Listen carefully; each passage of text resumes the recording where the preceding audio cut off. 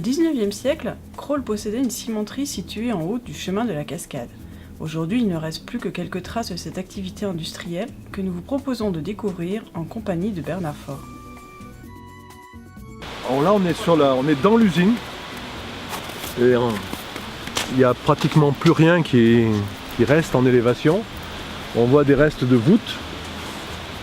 C'était tout bâti là et le ruisseau est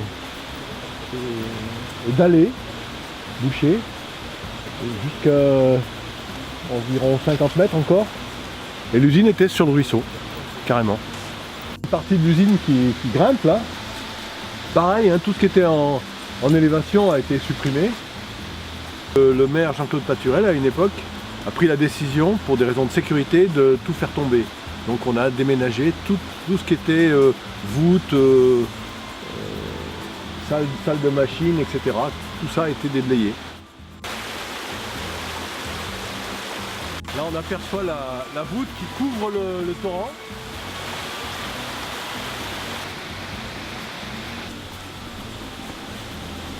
Une partie de l'usine était souterraine.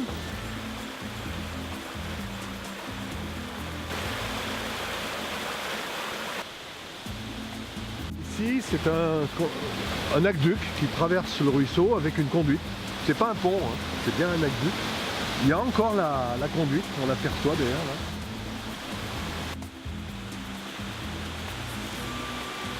Le processus de fabrication, c'est d'abord extraire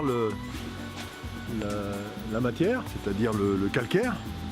Et donc c'était extrait carrément dans la montagne, là-haut. C'était transporté par câble jusqu'à l'usine. Les pierres étaient broyées, concassées et envoyées au four. Et là, les pierres étaient cuites. Il fallait chauffer fortement le calcaire pour en obtenir différents ciments, différentes chaux aussi.